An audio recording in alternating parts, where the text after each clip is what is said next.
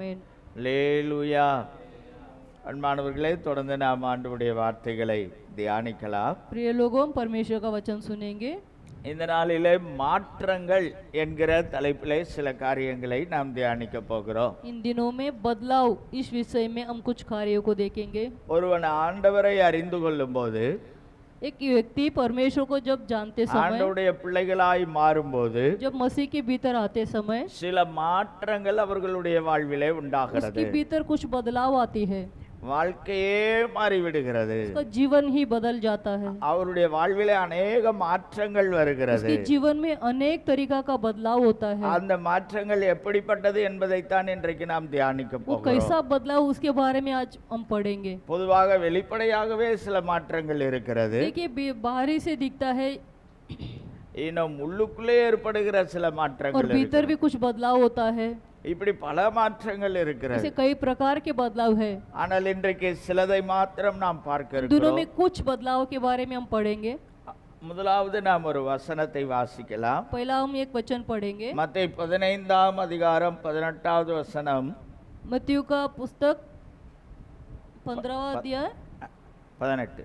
18वां वचन। ஆ लूक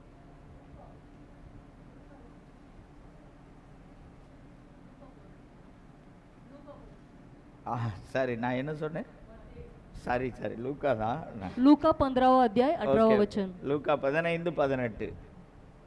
வாசிங்க. मैं अब उठकर ஆ अपने पिता के पास जाऊंगा ஆ और उससे कहूंगा कि ஆ ம் पिताजी, ம் मैंने स्वर्ग के विरोध में ம் और तेरी दृष्टि में पाप किया है। ம். இங்கே அந்த ஒரு இளைய குமாரனை குறித்து சொல்லப்பட்டிருக்கிறது. देखिए, यहाँ पर गुमराह पुत्र के बारे में लिखा நம்ம है। எல்லாருக்குமே இந்த லூக்கா 15ஆம் அதிகாரத்தில் இளைய குமாரனுடைய அந்த கதை, அந்த சம்பவம் சொல்லப்பட்டிருக்கிறது. देखिए, लूका पुस्तक में जो गुमराह पुत्र के बारे में सब जानते ही है। அப்ப பாருங்க, அவரை குறித்து ஒரு குறிப்பிட்ட காரியம் இங்கே சொல்லப்பட்டிருக்கிறது. उसके बारे में कुछ कार्य लिखा है।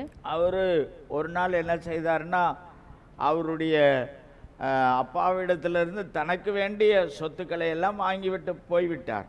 पिताजी के पास उसका जो भी बाग में जो प्रॉपर्टी आने वाला था वो लेकर निकल गया।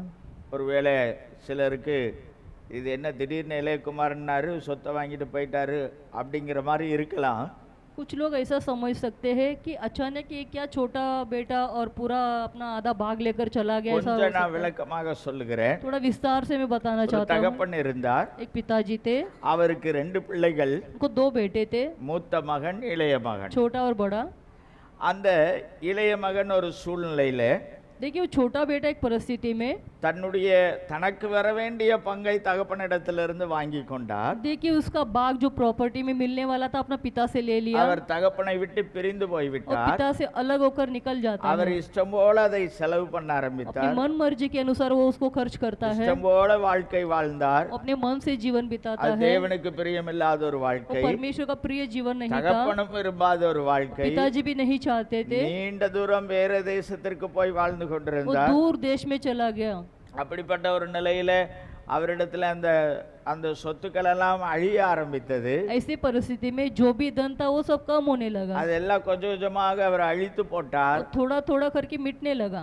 கடைசியாக ஒரு எதற்கும் சாப்பிடுவதற்கே வழி இல்லாத ஒரு நிலை வந்தது. देखिए, अंत में उसके पास खाने के लिए भी कुछ बचा नहीं था। அப்படிப்பட்ட சூழ்நிலை வரும்போது ऐसा परिस्थिति में அவர் பன்றி மேய்க்கிற வேலைக்கு போக வேண்டியதா இருந்தது. देखिए, वो डुक्कर को चलाने का काम उसको मिला। அங்கேயும் அவருக்கு சரியான உணவு கிடைக்கவில்லை. वहां पर भी उसको भोजन नहीं मिलता அந்த था। பன்றிக்கு வைக்கிறதான உணவை சாப்பிடுவதற்கு கூட அவருக்கு முடியாத ஒரு நிலை. जो सुअर लोग खाते थे वो खाने को वो खाने लगा। அப்படி இருக்கிற நிலையில்தான் वैसा परिस्थिति में அவருடைய மனசு மாற ஆரம்பித்தது. उसका मन में एक बदलाव आया, அவருடைய மனதிலே ஒரு மாற்றம் வந்தது. उसके मन में एक बदलाव हुआ। அவருடைய மன மாற்றத்திலே அவர் சொல்லுகிறார், मन में बदलाव आने के बाद वो कहता है, நான் எழுந்து என் தகப்பனிடத்திற்கு मैं போவேன். उठकर मेरे पिता के पास जाऊंगा। அதைத்தான் நாம் இங்கே வாசித்தோம். वही हमने यहाँ पर पढ़े, நான் எழுந்து मैं उठकर என் தகப்பனிடத்திற்கு मेरे போவேன். पिताजी के पास जाऊंगा। கவனியுங்கள், अच्छे से ध्यान दीजिए। அவர் தகப்பனிடத்திலிருந்து தான் வேண்டாம் அப்படின்னு சொல்லிட்டு வந்தார். देखिए, पिता को छोड़कर ही वो निकला था। இப்ப என்ன செய்கிறாருன்னா, நான் மறுபடியும் எங்க தான் போறேன், தகப்பனிடத்திற்கு போறேன். अब वो ये कहता है मैं फिर से अपने पिता के पास जाऊंगा। இதுக்கு பேருதான் மனமாற்றம். इसको ही बदलाव कहते हैं। இந்த மனமாற்றம் தான் நமக்குள்ளும் ஆண்டவருடைய பிள்ளைகளுக்குள்ளும் வந்திருக்கிறது. देखिए हमारे भीतर भी ये बदलाव ही आया है। ஏனென்றால் ஒரு நாள் நாமெல்லாம் தேவனுடைய சாயலாய் படைக்கப்பட்டவர். देखिए हम सब परमेश्वर के साये से बनाए गए நம்முடைய हैं। பிதா அதாவது ஆதி மனிதன் ஆதாம் தேவனுடைய சாயலாய் படைக்கப்பட்டவர். देखिए आदम को परमेश्वर के साये से बनाया गया। அவரும் இதே போல கீழ்ப்படியாமையினாலே பாவம் செய்தபடினாலே தேவனை விட்டு விலகி வந்து देखिए விட்டார். आदम भी परमेश्वर का आज्ञा नहीं माना, इसलिए परमेश्वर को छोड़कर वो अलग हुआ। அப்படிப்பட்டவர்களைத்தான் நாமும் எல்லாம் இருந்து கொண்டிருக்கிறோம். हम भी उसी तरह थे। ஆனால் ஒரு நாள் நம்முடைய மனது மாறினது. लेकिन एक दिन हमारे मन के अंदर एक मन फिराव आया, நான் தேவனிடத்தில் போக வேண்டும். मैं परमेश्वर की ओर जाना चाहिए। அப்படிப்பட்ட நிலையில நாம் ஒவ்வொருவரும் மனமாற்றம் அடைந்துதான் தேவனிடத்தில் देखिए வந்திருக்கிறோம். ऐसा परिस्थिति में हम हर एक के अंदर वो बदलाव आने के बाद ही हम परमेश्वर के पास आए। அப்போ இந்த மனமாற்றம் என்பது என்னவென்றால், देखिए बदलाव कहने पर क्या है, நமக்குள்ளே ஏற்படுகிறதான அந்த நோக்கத்தில் வருகிறதான ஒரு மாற்றம். जो हमारे अंदर जो लक्ष्य होता है उसका बदलाव। அதுவரைக்கும் நோக்கம் வேற விதமாய் இருந்தது. हमारा लक्ष्य जब तक हम परमेश्वर को नहीं जाने वो अलग तरीके से था। இந்த இளைய மகனுடைய நோக்கமும் அப்படித்தான் இருந்தது. एक गुमराह पुत्र का भी वैसा ही था। எப்படியாவது அப்பாவை விட்டு போயிடணும், कैसे भी पिता को छोड़कर चला जाना, அப்பா கிட்ட இருக்க கூடாது, விட்டு போயிடணும், पिताजी के पास नहीं रहना चाहिए, சொத்தெல்லாம் வாங்கிட்டு போயிடணும், प्रॉपर्टी को लेके चला जाना चाहिए, நினைச்ச மாதிரி ஜாலியா जैसे இருக்கணும். अपने मन मर्जी से जीने के लिए। இதுதான் அவனுடைய முதல் நோக்கமாக இருந்தது. उसका पहला लक्ष्य यही था। அப்படிதான் போய் அவன் எல்லாத்தையும் பார்த்து ஒண்ணும் இல்லை அப்படிங்கிறது முடிவுக்கு வருகிறான். वो उसी तरह जाकर सब कुछ गवा कर फिर वो आता है।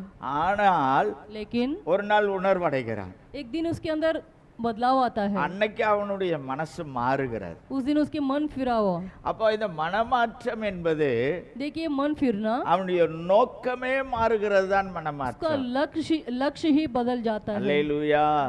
இப்ப பாருங்க, நமக்குள்ளே ஒரு மனமாற்றம் வந்திருக்கிறது என்றால் देखिए हमारे भीतर भी वो बदलाव आया है तो நம்முடைய நோக்கமே மாறி விடுகிறது. हमारा लक्ष्य भी बदल जाता है। அது வரைக்கும் நம்முடைய நோக்கமெல்லாம் இந்த உலகத்திற்காக, तब तक हमारा लक्ष्य ये दुनिया की இந்த ओर था, உலகத்தின் இன்பத்திற்காக, ये दुनिया की खुशी के लिए, இந்த உலகத்தின் காரியங்களுக்காக, दुनिया के कार्य के இந்த लिए, உலகத்தோடு இணைந்து வாழ்வது, दुनिया के साथ मिलकर जीना। இந்த உலகம் எப்படி போய் கொண்டிருக்கிறதோ அப்படி வாழ்வது, जैसा दुनिया जा रही है उसी तरह हम भी எல்லாரும் போல जाना, நம்மளும் ஜாலியா இருந்துட்டு போயிடலாம். सबके साथ हम भी खुशी मनाना, அப்படிப்பட்டதான நோக்கமாய் இருந்தது. वैसा हमारा लक्ष्य था, இஷ்டம் போல வாழணும். हमारी मन मर्जी की जीवन। அப்படிதான் இன்னைக்கு எல்லா மனிதர்களுடைய எண்ணமும் அப்படிதான், இஷ்டம் போல வாழணும், देखिए आज सारे मनुष्य का लक्ष्य वही है, தோன்றது போல வாழணும். जैसा वो सोचेगा वैसा जीना, அப்படி இருந்ததான அந்த நோக்கம் वैसा उसका लक्ष्य था। மனம் மாற்றத்தின் மூலமாய் मन फिरने के कारण இனி நான் அப்படி அல்ல, मैं इसके बाद वैसा नहीं, மனம் மாறிவிட்டது, मेरा मन फिर गया, இனி நோக்கமெல்லாம் என் தேவனே. मेरा लक्ष्य मेरा परमेश्वर है। பாருங்க, நம்ம மனசு மாறியாச்சுன்னா देखिए हमारा मन फिरने के बाद நம்முடைய நோக்கமும் हमारा மாறிவிடுகிறது. लक्ष्य भी बदल जाता அது है। அந்த மனமாற்றம் என்பதின் அர்த்தமே அதுதான், इसका अर्थ वही है, நோக்கம் மாறிவிடும். अपना लक्ष्य बदल जाना। அப்படிப்பட்டதான ஒரு மனமாற்றத்தை கர்த்தர் நமக்குள்ளே தந்திருக்கிறார். वैसा एक मन फिरा का अनुभव परमेश्वर ने हमें दिया है, அதைத்தான் நம்ம சொல்றோம் மனம் திரும்புதல். उसी को हम कहते हैं मन फिरना। அல்லேலூயா. அப்ப பாருங்க, நோக்கமே மாறி விடுகிறது. देखिए हमारा लक्ष्य ही बदल हो जाता है। பொதுவாக ஒரு இதுல சொல்லி காண்பிப்பார்கள். देखिए एक कहावत है, பாருங்க, இப்படி போய் கொண்டிருக்கிறவன், देखो ऐसा चलने वाला, உலகத்துக்கு நேராய் போய் கொண்டிருக்கிறவன் இப்படி போய் கொண்டிருக்கிறான், दुनिया के साथ चलने वाला उस तरह चलता है, ஆனால் அப்படியே திரும்பி விடுகிறான். लेकिन वो मुड़ते समय கொஞ்சம் கொஞ்சமா திரும்புறது இல்ல. थोड़ा थोड़ा नहीं घूमता है वो। பாருங்க, இப்படி நம்ம போயிட்டு இருக்கிறோம். देखिए वो एक रास्ता पकड़ कर நம்முடைய चलता है, மனசு மாறணும், हमारा मन फिरना चाहिए, நோக்கம் மாறணும். हमारा लक्ष्य बदलना இப்படி चाहिए। போறது உலகத்துக்கு நேராய் போற பாதை, ये रास्ता दुनिया का रास्ता है, இன்னும் அது விசாலமான பாதை, वो एकदम बड़ा रास्ता है, சாத்தானுடைய வழியிலே போற பாதை, वो शैतान का रास्ता है, பிசாசு காண்பிக்கிறதான பாதை. वो शैतान दिखाता है वो இதுல मार्ग। அப்படியே ஒரு டர்ன் அடிக்கணும், திரும்பணும், उधर से एक टर्न लेना चाहिए, அப்படியே திரும்பணும், இப்படி. इस तरफ घूमना चाहिए, அதான் மனமாற்றம். वही बदलाव। இப்ப நோக்கமே மாறிடுச்சு. हमारा लक्ष्य ही बदल गया। இந்த பக்கம் போற நோக்கம் இப்ப இந்த பக்கம் ஆயிடுச்சு. देखिए हमारा हमारा लक्ष्य बदल गया, इस तरफ जाने का छोड़ के इस तरफ हम मुड़ गए। சிலர் சொல்லுவாங்க நான் கொஞ்சம் கொஞ்சமா மனம் மாறிக்கிட்டு இருக்கிறேன். कोई लोग कहते हैं मैं थोड़ा थोड़ा मन கொஞ்சம் அதை फिरूंगा। யோசிச்சு பாருங்களேன், அது என்ன கொஞ்சம் கொஞ்சமா थोड़ा மாறுறது? सोचिए थोड़ा थोड़ा मन फिरना क्या இப்படி होता போயிட்டு है। இருக்கிறீங்க. देखिए आप इस तरह चलते हो, கொஞ்சம் மாறினா இப்படி, थोड़ा बदलेंगे तो इस இப்ப तरह, எப்படி போவீங்க? अभी कैसे जाएंगे? கொஞ்சம் மாறினா இப்படி, थोड़ा और घूमेंगे तो इस तरह, இப்படி थोड़ा घूमेंगे तो इस எப்படி तरह, போவீங்க? कैसे जाएंगे? அது வழி சரியில்லைல்ல. वो सही नहीं है मार्ग। இப்படி போயிட்டு இருந்த देखिए इस तरफ अगर जाएंगे திரும்பி तो போகணும்னா இப்படித்தான் पूरा திரும்பணும். टर्न करके इस तरफ चलना அதான் चाहिए, மனம் திரும்புதல். वही मन फिराव है। திரும்புகிற ஒரு காரியம் வேண்டும். देखिए बदलना फिरना। ஹalleluya, आमेन। ஆமென். இந்த மனம் மாற்றம் என்பது நம்முடைய நோக்கத்தின் மாற்றமாய் இருக்கிறது. देखिए मन बदलाव हमारा लक्ष्य का बदलाव है। அதை 1 தெசலோனிக்கேயர் 1:9 சொல்லப்பட்டிருக்கிறது. वो फर्स्ट तेसलोनिकैर 1 अध्याय 9 में लिखा है, வாசிக்கலாம். क्योंकि वे ஆ, आप ही हमारे विषय में बताते हैं ஆ, कि तुम्हारे पास हमारा आना कैसा हुआ ஆ. और तुम कैसे मूर्तों से हम्म। परमेश्वर की ओर फिरे ताकि जीवते और सच्चे परमेश्वर की सेवा करें। இங்கே நாம வாசிக்கிறதை கேட்டோம். जो हमने पढ़े, இங்கே சொல்லப்பட்டதான ஒரு முக்கியமான காரியத்தை நான் உங்களுக்கு சொல்லுகிறேன். यहाँ पे जो लिखा है एक मुख्य कार्य को मैं बताना चाहता हूँ। இங்கே அந்த தெசலோனிக்கிய சபைக்கு பவுல் சொல்லுகிறார். थिस्सलुनीकियों कलीसिया के लिए पौल इस तरह कहता है, அவர் என்ன சொல்லுகிறார் என்றால், वो क्या कहता है? நீங்கள் விக்கிரகங்களை விட்டு अब मूर्ति पूजा को छोड़कर தேவனிடத்திற்கு மனம் திரும்பி விட்டீர்கள். परमेश्वर की ओर फिरे। அது வரைக்கும் அவர்களுடைய நோக்கமெல்லாம் விக்கிரகங்களுக்காக, तब तक उसका लक्ष्य मूर्ति पूजा था। மூர்த்தி பூஜா, அப்படித்தானே? ஓகே. அந்த நோக்கமெல்லாம் அப்படியே போய்கிட்டே இருந்தது. उसका लक्ष्य वो मूर्ति पूजा की ओर था। அதாவது நான் அதை தவறு என்று சொல்லுவதற்கு முன்னதாக देखिए मैं वो गलत साबित करने के पहले அவங்க தெரியாம செய்து वो கொண்டிருக்கிறார். नहीं जानते, அப்ப இப்ப தெரிஞ்சிருச்சு, देखो अभी जान गए ஜீவனுள்ள ஆண்டவர் இயேசுவே. जीवित परमेश्वर यीशु है। அப்ப பாருங்க, அதுல இருந்து திரும்புவது. देखिए उससे मन फिरना। அது வரைக்கும் அவங்க நோக்கமெல்லாம் அந்த மூர்த்தி பூஜால இருந்தது, तब तक उनका लक्ष्य वो मूर्ति पूजा के पास था, அதுலயே இருந்தது. उसी में था, ஏன்னா அவங்களுக்கு தெரியல. क्योंकि वे लोग नहीं जानते थे। இப்போ வந்து தெரிந்து கொண்டார்கள். अभी वे लोग जान गए। நம்மளாம் அப்படித்தானே இருந்தோம், हम भी वैसे ही थे, ஒரு காலத்துல இருந்திருக்கலாம். एक जमाने में हम भी वैसे थे। உங்க தலைமுறையில இல்லைனாலும், आपकी पीढ़ी में अगर शायद नहीं எங்க होगा तो, தலைமுறையில இல்லைனாலும், हमारी पीढ़ी में नहीं होगा तो, நம்ம பாட்ட முப்பாட்டம் காலத்துல ஒருவேளை हमारे இருந்திருக்கலாம். दादा नानी के उनकी पीढ़ी में हो सकता था। அப்ப பாருங்க, அதுல இருந்து திரும்பினது. देखिए उससे मुड़ना। இப்ப என்ன செய்கிறோம்னா, தேவனை நோக்கி பார்த்து अभी हम क्या करते हैं? परमेश्वर की ओर देखने लगे, நோக்கம் மாறிடுச்சு. अपना लक्ष्य बदल गया। அதுதான் மனமாற்றம் वही என்பது. बदलाव है। மனமாற்றம் என்பது बदलाव कहने पर நம்முடைய நோக்கத்தின் மாற்றமாய் இருக்கிறது. हमारा लक्ष्य को ही बदल देना। இன்னொரு மாற்றத்தை குறித்து நான் और एक சொல்லுகிறேன். बदलाव के बारे में कहना चाहता हूँ। வாசிக்கலாம். எபேசியர் 2:6-7-8. एबीसियों को पुस्तक हाँ। 2 अध्याय हाँ। 7-8 ஆ, और मसीह यीशु में हाँ। उसके साथ उठाया ம், और स्वर्गीय स्थानों में उसके साथ बैठाया, ம், कि वह अपने उस कृपा से जो मसीह यीशु में हम पर है ம், आने वाले समयों में ம். अपने अनुग्रह का असीम धन दिखाए, ம். क्योंकि विश्वास के द्वारा अनुग्रह से ही तुम्हारा उद्धार हुआ है, और ये तुम्हारी ओर से नहीं वरन परमेश्वर के दान है। அல்லேலூயா. இங்க இந்த 7வது வசனத்திலே நம்ம வாசித்தோம், ये 7वें वचन में हमने जो पढ़े, இயேசு கிறிஸ்து என்ன செய்தார்? यीशु मसीह ने क्या किया? அவர் நம்மை எழுப்பி, हमें उठाकर, அவரோடு நம்மை எழுப்பி परमेश्वर से हमें उठाकर அவரோடு கூட உட்கார வைத்தார். उसके साथ बिठाया। இது எப்படி நடைபெறுகிறது என்றால், ये कैसा होता है? அந்த கடைசி வசனத்திலே வாசித்தோம், हम जो आखिरी वचन में जो पढ़े, ரட்சிப்பின் மூலமாய் நடைபெற்றது. क्योंकि उद्धार के द्वारा हुआ। நாம ரட்சிக்கப்பட்டதின் மூலமாய் हम जब उद्धार पाए उस समय இது நடைபெறுகிறது. ये हमारे साथ होता है। பாருங்க, நாம ரட்சிக்கப்பட்டதினாலே देखिए हम उद्धार पाते समय நமக்குள்ளே ஒரு மாற்றம் வருகிறது. हमारे भीतर एक बदलाव आता இந்த है। ரட்சிக்கப்படுவது என்றால் என்ன? ये उद्धार पाना क्या होता है? இயேசுவை விசுவாசிப்பது. यीशु को विश्वास करना। அவர் என் பாவங்களை மன்னித்தார், यीशु ने मेरे पाप को क्षमा किया, என் பாவங்களில் இருந்து என்னை எனக்கு விடுதலை मेरे தந்தார். पापों से मुझे छुटकारा दिया, அதுதான் ரட்சிப்பு. वही उद्धार है। அப்ப பாருங்க, இயேசுவை விசுவாசித்து देखिए यीशु मसीह के ऊपर विश्वास रखकर இயேசுவை ஏற்றுக்கொள்ளுவது, यीशु मसीह को अपनाना, இது என் பாவங்களை மன்னித்தார், அவர்தான் என் ஆண்டவர் என்பதுதான் ரட்சிப்பு. देखिए मेरा पाप को क्षमा किया, वही मेरा परमेश्वर, इसी को उद्धार कहते हैं। அதைத்தான் இங்க விளக்கமாக பவுல் எழுதி वही இருக்கிறார். यहाँ पर विस्तार से लिखा है। அது நம்மால நம்ம செய்து கொள்ளுகிற ஒரு காரியம் அல்ல, देखिए हमसे ये नहीं होगा, அது நம்ம மேல வைத்திருக்கிற ஒரு கிருபை. देखिए हमारे ऊपर जो रखा गया अनुग्रह है, ஆண்டவர் தந்த கிருபை.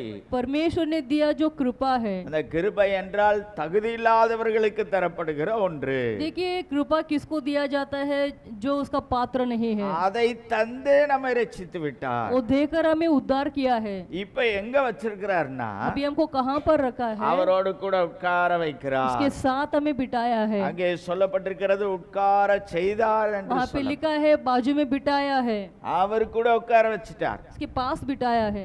இந்த ரட்சிப்பு என்பது ये उद्धार कहने पर என்ன மாற்றம் என்பதை நான் உங்களுக்கு ये சொல்லுகிறேன். क्या बदला है मैं कहना चाहता हूँ। நம்முடைய பதவியில் வருகிறதான ஒரு மாற்றம். हमारे जो पदवी में आता है वो बदलाव। அப்ப பாருங்க, அது வரைக்கும் நம்முடைய பதவி வேற ஒரு பதவியாய் இருக்கிறது. देखिए तब तक हमारा पदवी अलग है, என்ன பதவின்னு தெரியாது. वो कौन सा पदवी है हम नहीं जानते, அதுக்கு முன்னாடி இருந்த பதவி என்னவோ தெரியாது. इसके पहले हमारा क्या पदवी था हम नहीं जानते। இப்ப இந்த ரட்சிப்பின் மூலமாய் ये उद्धार के द्वारा அவருக்கு பக்கத்துல சீட் போட்டாச்சு. उसके बाजू में हमें सीट मिल गया। அல்லேலூயா. आमेन। இப்ப பாருங்க, சிலர் பதவி மாற்றம் அடைவார்கள். देखिए कुछ लोग पदवी में वो बदलाव आता ஒரு है। அலுவலகத்துல வேலை செய்கிறவர்கள் உங்களுக்கு நான் சொல்லுகிறேன். समझिए दफ्तर में काम करते हैं, அப்ப பாருங்க, அவங்களுக்கு அங்கங்க சீட் இருக்கும். देखिए अब अलग अलग सीट होता है सबके लिए। பியூனா வேலை செய்யறவருக்குன்னு ஒரு சீட் இருக்கும். प्यून के लिए कुछ अलग सीट होता है। அந்த ஒரு குறிப்பிட்ட ஆபீஸ்ல வாட்ச்மேன், அதாவது செக்யூரிட்டியா இருக்கிறவருக்குன்னு தனியா ஒரு சீட் இருக்கும். देखिए सिक्योरिटी के लिए अलग सीट होता है। அவரை கொண்டு போய் ஆபீஸ் மேனேஜர் கேபின்ல உட்கார வைக்க மாட்டாங்க. देखिए उसको जाके मैनेजर कैबिन पे नहीं அவர் बिठाते, வெளியில தான் இருப்பார். वो बाहर ही रहते हैं। பாருங்க, ஒவ்வொருத்தருக்கும் ஒவ்வொரு சீட் இருக்கிறது. देखिए हर एक को अलग अलग सीट होता है, அவருடைய பதவிக்கு தகுந்தார் போல சீட் இருக்கிறது. जैसा उनका पदवी उस तरह उनका कुर्सी भी है। இன்னும் சில அந்த ஆபீஸ்ல வேலை செய்யற ஆபீசர்ஸுக்கெல்லாம் தனியா ஒரு சீட்ஸ் அங்கங்கே அமைத்திருப்பார்கள். देखिए बड़े बड़े ऑफिसर लोगों के लिए अलग अलग सीट रखा जाता है, நீங்க பாத்தீங்கனாலே தெரியும். आप देखेंगे तो जानेंगे। அதே நேரத்துல அந்த ஒரு மேனேஜர் இருப்பார், அவருக்கு தனியா ஒரு சீட் இருக்கு. एक मैनेजर के लिए एक अलग कुर्सी होता है। இன்னும் பெரிய கம்பெனிகள் எல்லாம் ஜெனரல் மேனேஜர் அப்படின்னு சொல்லி ஒருத்தர் இருப்பார், அவருக்கு தனியா ஒரு சீட் இருக்கு. देखिए जनरल मैनेजर होते हैं, उनके लिए अलग सीट होता है। இப்படி ஒவ்வொருத்தருக்கும் இருக்கும். செக்ரட்டரி, டைரக்டர் அப்படின்னு எல்லாம் சொல்லி ஒவ்வொரு देखिए சீட். सबके लिए अलग अलग सीट होता है। இன்னும் அந்த கம்பெனிக்கே மேனேஜிங் டைரக்டர், அதாவது ஓனர், அவர் இருப்பார், அவருக்கு தனியா ஒரு கேபின் சீட். कंपनी का जो बॉस है उसके लिए अलग सीट होता है। இப்ப பாருங்க, அவங்க தகுதிக்கு அந்த பதவிக்கு தகுந்தார் போல சீட் இருக்கிறது. वो पदवी के अनुसार हर एक को अलग अलग सीट होता है। நாம ரட்சிக்கப்பட்ட உடனேயே हम उद्धार पाते ही நம்ம சீட் எங்க இருக்குதுன்னா, हमारा सीट कहाँ पर है, ஓனர் சீட்டுக்கு பக்கத்துல வந்துருச்சு. ये बॉस के बाजू में, ओनर के बाजू में आ जाता है। ஓனர் கேபினுக்குள்ள நமக்கு சீட் போட்டாச்சு. बॉस के कैबिन पे हमें मिल जाता है। அல்லேலூயா. आमेन। ஆமென். ஓனர் சீட்டுல உள்ள சிரிப்பு நம்மளுக்கு வருது இல்லையா? ओनर के बाजू में बोले तो हमारे चेहरे पे हंसी आ गई। பாருங்க, அதை விட மேலான சீட்டு. देखिए उससे भी நான் அதான் बहुमूल्य சொன்னேன், இப்ப நம்மளுக்கு எங்க சீட் இருக்குதோ கவலையே வேண்டாம். मैं इसलिए कहता हूँ अभी हमारा सीट किधर है उसके लिए आप சீட் चिंता ना இல்லைனாலும் करें। கவலையே सीट படாதீங்க. नहीं तो भी चिंता ना करो। ரட்சிக்கப்பட்டவர்களுக்கு இயேசுவுக்கு பக்கத்துல சீட்டு நிச்சயமா இருக்கு. जो भी उद्धार पाया वो हर एक को यीशु मसीह की बाजू में उसका सीट है। அல்லேலூயா. आमेन। 5 வருஷம் சீட்டை பிடிக்கிறதுக்கு என்ன வேலையெல்லாம் காட்டுறாங்க. ये 5 साल अपना सीट संभालने के लिए क्या क्या काम करते हैं, வெறும் 5 வருஷம் தான். सिर्फ 5 साल। அது இன்னைக்கு போயிட்டு இருக்கிற நிலைமையை பார்த்தா எப்ப அந்த சீட்டும் போகுன்னு தெரியல. आज की परिस्थिति में कभी वो सीट भी जाएगा पता नहीं। நம்ம வேலைகளும் அப்படித்தான் இருக்குது. हमारा काम भी उसी तरह है, என்னைக்கு என்ன ஆகுன்னு தெரியாது. कब क्या होगा पता नहीं। மேனேஜர் சீட்டா இருந்தாலும் கம்பெனியை மூடிட்டான்னா வெளியில தான், நம்ம अगर வீட்டுல தான் சேர போட்டு உட்காரணும். मैनेजर सीट होगा तो भी कंपनी बंद होने पर हमें घर पे ही बैठना पड़ेगा। ஆனா இந்த ரட்சிப்பின் மூலமாய் लेकिन ये उद्धार के द्वारा இயேசு கிறிஸ்துவுக்கு பக்கத்துல நமக்கு சீட் போடப்பட்டது. यीशु मसीह के बाजू में हमारे लिए सीट बिछाया गया है। அதுதான் நீங்க சொல்லப்பட்டிருக்கிறது, அவரோடு கூட உட்கார வைக்கிறார். वही यहाँ पर लिखा है, उसके पास बिठाता है। நம்ம நினைக்கலாம் हम सोच सकते हैं அது இப்படி அவரோடு கூட वो कैसे उसके बाजू में, எல்லாத்தையும் உட்கார வச்சுக்குவார் ஆண்டவர். वो सबको बिठा लेगा अपना पास। ஆமென், அல்லேலூயா. आमीन। அங்க அங்க பெரியவங்க சின்னவங்க அப்படியெல்லாம் கிடையாது. वहाँ पर छोटा बड़ा ऐसा बदल எல்லாருக்கும் அவருக்கு பக்கத்துல சீட் இருக்கும். सबको उसके बाजू में सीट मिलेगा। அதனால அப்படிப்பட்டதான ஒரு பதவியின் மாற்றத்தை தான் இந்த ரட்சிப்பு தருகிறது. देखिए ऐसा एक पदवी का बदलाव ये उद्धार देता है। எப்படி ஒருவனுடைய இந்த உலகத்துல ஒருவனுடைய பதவியில மாற்றம் வரும்போது जैसा ही पदवी में जो दुनिया में जो बदलाव आता है, அவர்களுக்கு சீட்டு மாறுகிறதோ जैसा उनका सीट बदलाव அதே बदलता है, போல उसी तरह இயேசு கிறிஸ்துவை ஏற்றுக்கொண்டு ரட்சிக்கப்பட்ட தேவ பிள்ளைகளாகிய நமக்கு यीशु मसीह को ग्रहण करके उनका उद्धार पाए हुए मसीह के लोगों को நமக்கும் அந்த சீட்டு மாறி பதவியிலே ஒரு மாற்றம் வருகிறது. हमारे लिए भी वो सीट चेंज होकर हमारा पदवी भी बढ़ जाता है। நான் அதனாலதான் முதல்லயே சொன்னேன், इसलिए मैं पहले ही कहा, ரட்சிக்கப்படாததுக்கு முன்னாடி எப்படி எந்த சீட்லயோ இருந்திருக்கலாம், उद्धार पाने के पहले चाहे कोई भी सीट पे हो सकते हो, இல்லாம கூட இருந்திருக்கலாம், नहीं भी हो सकता है, இல்ல ஒருவேளை பெரிய சீட்ல கூட नहीं இருந்திருக்கலாம். तो देखिए बड़ा भी सीट हो सकता है। ஆனால் ரட்சிக்கப்பட்டவர்களுக்கோ लेकिन उद्धार पाए हुए लोगों को இப்படிப்பட்டதான ஒரு மாற்றத்தை கர்த்தர் தருகிறார். ऐसा एक बदलाव परमेश्वर देता है। அல்லேலூயா. आमीन। அடுத்ததாக दूसरा மூன்றாவதாக நாம் ரோமர் 5ஆம் அதிகாரம் 1வது வசனத்திலே வாசிக்கிறோம். रोमियो का पुस्तक 5वां अध्याय पहला वचन पढ़ेंगे। வாசிக்கலாம். सो जब हाँ। हम विश्वास से धर्मी ठहरे ஆ. तो अपने प्रभु यीशु मसीह के द्वारा परमेश्वर के साथ मेल रखे। ஆ. இங்கே நாம் இவ்விதமாய் வாசித்தோம், நீதிமான்களாக்கப்பட்டிருக்கிறபடியால். यहाँ पे हम इस तरह पढ़े, धर्मी होने के कारण। இங்கே சொல்லப்பட்டிருக்கிறது நாம் நீதிமான்களாக்கப்பட்டிருக்கிறோம். यहाँ पर लिखा है हम धर्मी बनाए गए। பாருங்க, முதல்ல பார்த்தோம் மனமாற்றம், पहले हमने देखे मन फिरना, அதனால நம்முடைய நோக்க மாற்றம் அடைகிறது. उसके द्वारा हमारा लक्ष्य ही बदल जाता அடுத்தது है। ரட்சிப்பு, दूसरा उद्धार, அதனால நம்முடைய பதவியிலே மாற்றம் வருகிறது. उसके द्वारा हमारा पदवी में बदलाव आता है। மூன்றாவதாக நம்ம நீதிமான்களாக்கப்படுகிறோம். तीसरा हम धर्मी बनाए जाते हैं। இது என்னவென்று நான் உங்களுக்கு சொல்லுகிறேன். ये मैं कहना चाहता हूँ क्या है, நம்முடைய நிலையிலே மாற்றம் வருகிறது. हमारी परिस्थिति में बदलाव आता है। அதாவது நம்முடைய ஸ்டாண்டர்ட், हमारा जो स्टैंडर्ड है, நீதிமானாக்கப்படும் போது जब धर्मी बनाए जाते நம்முடைய समय ஸ்டாண்டர்ட் மாறுகிறது, हमारा स्टैंडर्ड है वो बदलता है, நம்முடைய நிலை மாறுகிறது. हमारा परिस्थिति बदलता அது है। வரைக்கும் பாருங்க, நீதிமானுக்கு ஆப்போசிட் என்ன? देखिए धर्मी का ऑपोजिट क्या है? என்னது? நீதிமானுக்கு ஆப்போசிட் என்னது? பாவிகள். पापी, பாவிகள். पापी। அந்த பாவிகள் என்கிற நிலையில் இருக்கிறோம். देखिए हम पापी की जगह पर है, ஆனால் இப்போ இயேசு கிறிஸ்துவின் இரத்தத்தினால் நாம் நீதிமானாக்கப்படுகிறோம். देखिए अभी हम यीशु मसीह के लहू के द्वारा हम धर्मी जन बनाए जाते हैं। இன்னைக்கு என்ன ஆயிருச்சுன்னா நம்முடைய நிலை மாறிவிட்டது. देखिए आज क्या हो गया, हमारा परिस्थिति बदल गया। அது वரைக்கும் நம்முடைய நிலையே வேற, तब तक हमारा परिस्थिति अलग था। பாவிகள் என்கிறதான ஒரு நிலைமை, पापी बोलने का एक जगह, அந்த ஒரு நிலையில தான் நாம் இருந்து கொண்டிருக்கிறோம். वैसा एक स्थिति में हम थे।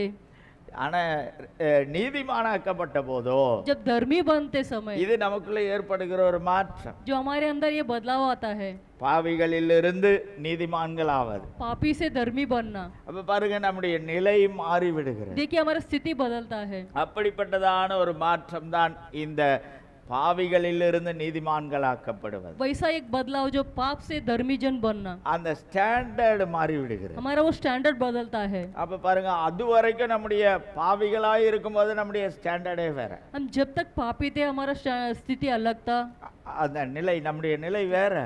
हमारा स्थिति अलग है।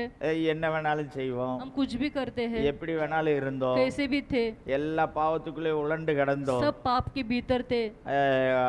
எல்லாரும் விரும்புற மாதிரி இருக்க முடியாது, जैसा सब चाहते थे वैसा हम नहीं रहते थे, என்னெல்லாமோ செய்து கொண்டிருந்தோம். क्या क्या करते थे, அது நம்முடைய நிலையாய் இருந்தது. वो हमारा स्थिति था। ஆனால் நீதிமானாக்கப்பட்ட பிறகு लेकिन धर्मी बनने के बाद நம்முடைய அந்த ஸ்டாண்டர்ட் மாறிடுச்சு. हमारा स्थिति वो बदल जाता है। அப்படி இருக்க மாட்டோம் நம்ம இனி. हम उस तरह नहीं जिएंगे, எல்லாத்தை விட கொஞ்சம் உயர்ந்த இடத்திற்கு வந்து हम ऊंची जगह पे चले जाते हैं। அல்லேலூயா. आमीन।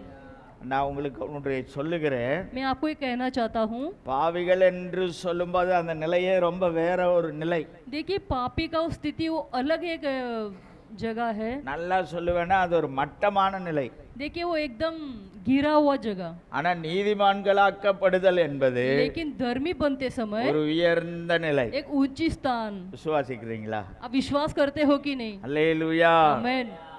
அதை நம்ம நினைக்கிறோமோ இல்லையோ, वो हम सोचते हैं कि नहीं, நான் ஒரு ஸ்டாண்டர்ட்ல இருந்து ஒரு மேல வந்திருக்கிறேன்னு நீங்க நினைக்கிறீங்களோ இல்லையோ, देखिए एक स्थिति से मैं ऊपर स्थान पे गया हूँ ऐसा तुम பாவிங்கிறது सोचते हो कि ரொம்ப नहीं? ரொம்ப வர்ஸ்டான ரொம்ப மட்டமான நிலை. एक गिरा हुआ स्थान पे जो थे, நீதிமான்கள் என்பது ஒரு மேன்மையான நிலை. धर्मी बोले तो एक ऊंचा स्थान। சில நேரம் நம்மளுக்கு இது தெரியறதே இல்லை. कुछ समय हम ये नहीं जानते, ஆனா நம்மளுக்கு தெரியுதோ இல்லையோ, हम जानते ही कि नहीं, இந்த பாவிகளாய் இருக்கிறவங்களுக்கு தெரியும். जो पापी में है वे लोग जानते हैं। இவன் நீதிமான் நம்மை விட ஒரு அடுத்த பெரிய ஒரு நிலைக்கு போய்விட்டான். ये धर्मी है, हमसे बढ़कर वो ऊंची स्थान पर चला गया। சில உதாரணங்களை நான் உங்களுக்கு சொல்றேன். कुछ उदाहरण देना चाहता हूँ। அதனாலதான் इसलिए இந்த உலகம் நம்ம கிட்ட நிறைய எதிர்பார்க்கிறது. ये दुनिया हमारे पास चाहत रखता அத है, பாவி கிட்ட எதிர்பார்க்க மாட்டான். वो पापी के पास नहीं चाहते। நீதிமானிடத்துல இந்த உலகம் நிறைய वो எதிர்பார்க்கிறது. धर्मी के पास ये दुनिया बहुत चाहत रखता है। அதனாலதான் சிலர் சொல்லுவாங்க பார்த்திருக்கீங்களா, इसलिए कुछ लोग इस तरह कहते हैं, பிரேயருக்கு போறவன் இப்படி பண்ணிருக்க கூடாதுல்ல. देखिए प्रेयर में जाने वाला इस तरह नहीं करना चाहिए। நம்ம ஊர் பழக்கத்தின்படியே சொல்றேன். हाँ, हमारे गांव में एक कहावत है, இதுல வேற அவன் பிரேயருக்கு வேற போறான். देखिए ये तो प्रेयर में जा रहा है बंदा। அப்போ இதுல நம்ம தெரிந்து கொள்ள வேண்டிய ஒரு காரியம் இருக்கிறது. इसलिए हमें क्या जानना चाहिए? அதே இது வேற யாருக்கிட்டையும் சொல்ல மாட்டாங்க. देखिए वो और किसी से वो नहीं कहता। பாருங்க, நீதிமானை பார்த்தவர்கள் எதிர்பார்க்கிறார்கள். देखिए वो धर्मी जन को देखकर वो चाहत रखता है। இயேசுவின் இரத்தத்தால் கழுவப்பட்டு இந்த மாதிரி சபைக்கு வந்து ஆராதிக்கிறவர்களிடத்தில் அவர்கள் எதிர்பார்க்கிறார்கள். यीशु के लहू से धुले हुए इंसान के पास ये दुनिया के लोग वो चाहत रखते हैं। அவங்களுக்கே தெரியுது, वे लोग ही जानते हैं என்னை விட அவங்க ஒரு உயர்ந்த वो நிலையில் मेरे से இருக்கிறாங்க. ऊंची स्थान पर है, நம்மளுக்கு தான் தெரியுது. हम ये नहीं जानते हैं, அதனாலதான் அவ்வளவு எதிர்பார்க்கிறான். इसलिए वो हमारे पास उतना चाहत रखते என்ன हैं। இருந்தாலும் அவன் அப்படி பேசியிருக்க கூடாது. देखिए ऐसा कैसे कुछ भी हो जाए, लेकिन उसको इस तरह बात नहीं करना चाहिए எல்லாரும் था। மனுஷன்தான். सब इंसान ही है, அவனுக்கு என்ன உணர்ச்சி இருக்கோ அது நம்மளுக்கு उसके अंदर இருக்குதா. जो हुनर है उसके अंदर भी वही ही है, அவங்க என்ன எதிர்பார்க்கறாங்கன்னா, लेकिन वो क्या चाहता है, என்னதான் இருந்தாலும் அவங்க அப்படி कुछ भी होने दो, ये प्रेयर में जाने वाला ऐसा नहीं बोलना चाहिए, அப்படி நடந்துருக்க கூடாது. वैसा उसे नहीं चलना चाहिए था। பேசிட்டாங்களே, ऐसा उसने बोल दिया, ஒரு விட்டு கொடுக்க வேண்டாமா? उसे छोड़ देना चाहिए ஒரு था, ஆத்திரத்துல பேசிட்டாங்க, उसको इतना गुस्सा नहीं आना चाहिए, கோபப்பட்டாங்களே, इतना नहीं गुस्सा करना சண்டை चाहिए, பிடிச்சிட்டாங்களே. झगड़ा कर लिया, ஏன்னா நம்மள ஒரு உயர்ந்த நிலையில क्यों- அவங்க பாக்குறாங்க. क्योंकि उनका नजर हमारे लिए एकदम ऊंचे स्थान पर है। ஒரு நீதிமான், वो धर्मी है, இயேசுடைய பிள்ளை, यीशु मसीह का बच्चा है, ஜெபம் பண்றவன், प्रार्थना करने वाला है, சர்ச்சுக்கு போறவன், चर्च में जाने वाला है, ஒரு உயர்ந்த நிலையில் वो பார்க்கிறார்கள். ऊंची स्थान से हमें देखते हैं। அப்போ பாவிகள் என்பது ஒரு நிலை, देखिए पापी लोग का एक स्थान है, நீதிமான்கள் என்பது அது ஒரு உயர்ந்த நிலை. धर्मी लोगों का एक ऊंची स्थान है, அதனாலதான் எல்லாரும் பார்க்கறாங்க. इसलिए सब देखते हैं, தேவ பிள்ளைகளாகிய நம்ம எல்லாரிடத்திலும் அது எதிர்பார்க்கப்படுகிறது. इसलिए मसीह के बच्चे के पास सब चाहत रखते हैं, அதனாலேயும் நாம அந்த நிலையில இருக்கணும். इसलिए हमें भी उस स्थान पर रहना जरूरी அவங்க है, நிலைக்கு போயிடக்கூடாது. वो नीचे स्थान पे हमें नहीं जाना चाहिए। அவங்களே எதிர்பார்க்கும் போது देख वो पापी लोग ही वो चाहत रखते, அந்த तो நிலையை அடைந்த நாம் எப்படி இருக்கணும்? हम ऊंची स्थान पे पहुंचे हुए लोग हम किस तरह जीना चाहिए, அப்படிப்பட்ட நிலையில் இருக்க वैसा வேண்டும். स्थान पे हमें रहना चाहिए। நம்மகிட்ட அது எதிர்பார்க்கப்படுகிறது. हमारे से वो चाहत रखते हैं, நம்மள்கிட்ட அதை அவங்க விரும்புறாங்க. हमसे वो चाहत रखते हैं। இன்னும் ஊழியர்கள் சொன்னா இன்னும் அதிகமா விரும்புறாங்க. पास्टर पासवान कहने से और ज्यादा ही चाहत आता है। ஆண்டவருக்காக ஊழியம் செய்கிறவர்கள் एक परमेश्वर के लिए सेवकाई करते हैं இன்னும் ஒருபடி அதிகமாய் விரும்புகிறார். और थोड़ा ऊंचा स्थान को देखते हैं। அதனால நாம அதற்கு அந்த நிலையிலே ஒரு மாற்றமடைந்தவர்களாய் இருக்கிறோம். देखिए ऐसे परिस्थिति में हमारे अंदर ऐसा बदलाव आता அதனால है, நம்மளும் அப்படி வாழணும். इसलिए हमें भी उस तरह जीना चाहिए। நம்ம சும்மா நான் நிலையில பெருசா வந்துட்டேன் அப்படின்னு சொல்லிடக்கூடாது. ऐसा नहीं हमें कहना चाहिए कि मैं ऊंची स्थान पर हूँ। ரெண்டாவது படிக்கிற வரைக்கும் நம்ம இருந்த நிலைமை வேற. जब तक दूसरी कक्षा पढ़ेंगे तब तक हमारा स्थिति अलग। இப்போ 15 अभी 15वीं कक्षा में जाने के இல்லையா? बाद இங்க 15 காலேஜ் முடிச்சாச்சு. कॉलेज पढ़ाई हो गया, இப்போவும் ரெண்டாவது படிக்கிற பிள்ளை மாதிரி பென்சிலை கரக்குன்னு ஷார்ப்னர்ல போட்டு திருவிட்டு இருந்தா दूसरी कक्षा के बच्चे के जैसा पेंसिल को शार्पनर करते रहेगा तो ரெண்டாவது படிக்கிறவன் ஷார்ப்னர் திருவுறதுக்கோ, ये दूसरा पढ़ने वाला, दूसरी कक्षा में पढ़ने वाला शार्पनर காலேஜ் घुमाने वाले முடிச்சவர் को, ஷார்ப்னர் திருவக்கூடாதுன்னு நான் சொல்லல. एक कॉलेज का स्टूडेंट को शार्पनर को यूज नहीं करना ரெண்டுக்கு वैसा வித்தியாசம் नहीं, இருக்கு இல்லையா? दोनों के लिए अलग है। இவன் வேணுன்ட்டே விளையாடிக்கிட்டே இருப்பான். அதை போட்டு போட்டு போட்டு காலையில இவ்வளவு பெரிய பென்சில் கொண்டு போவான், சாயங்காலம் வரும்போது இவ்வளவு ஆயிரும். ये दूसरी कक्षा में पढ़ने वाला बड़ा पेंसिल लेके जाकर शाम को आते आते ஏன்னா उसको அது छोटा அவனுடைய करता है। நிலை. क्योंकि उसका स्थिति है वो, ஆனா அவர் அப்படி இல்ல. लेकिन वो वैसा नहीं। அவர் தேவைப்படும் போது திருகிட்டு அதை அங்க வச்சிருவார். उसको जब जरूरत पड़ती है उस समय यूज करके वो रख देता है। அதுதான் பாவிகள் நீதிமான்கள் என்கிறதான அந்த நிலை. देखिए इसी में वो अर्थ पहचानिए कि पापी और धर्मी का क्या अंतर है। அல்லேலூயா. आमेन। அப்ப பாருங்க, நீதிமான்களாக்கப்படுகிறபடினாலே देखिए हम धर्मी बनते समय நம்முடைய நிலையிலே மாற்றம் வருகிறது. हमारी स्थिति में बदलाव आता है। நான்காவது காரியமாக चौथा कार्य எபேசியர் 1ஆம் அதிகாரம் தமிழ்ல 6வது வசனம், அது இந்தியில 5வது வசனத்துல இருக்கிறது, வாசிக்கலாம். इफिसियों का पुस्तक 1 अध्याय 5वां वचन में पढ़ेंगे। ஆ, और अपनी इच्छा की ம், समृद्धि को ம், सुमति के अनुसार हमें ம். अपने लिए पहले से ठहराया कि यीशु मसीह के द्वारा हम उसके लो बालक पुत्र हो। இங்கே நாம் இவ்விதமாக வாசித்தோம். हम इस तरह पढ़े, இயேசு கிறிஸ்து மூலமாய் यीशु मसीह के द्वारा அவருக்கு பிள்ளைகளாக நாம் மாறிவிட்டோம். उनके बच्चे बन गए। அதைத்தான் நம்ம இங்க வாசித்த தமிழ்ல சுவிகார புத்திரர் என்று சொல்லப்பட்டிருக்கிறது. हिंदी में लिखा है लो पालक पुत्र। அப்ப பாருங்க, அவருடைய பிள்ளைகளாய் மாறி விடுகிறோம். देखिए उनका बच्चा बन जाते हैं। அப்ப பாருங்க, நம்மை அவருடைய பிள்ளைகளாய் மாற்றுகிறார். वो हमें उनका पुत्र बनाता है। அது வரைக்கும் நம்ம எப்படிப்பட்டவர்களாய் இருக்கிறோம் என்பது வேற. जब तब तक हम कैसे हैं वो अलग है।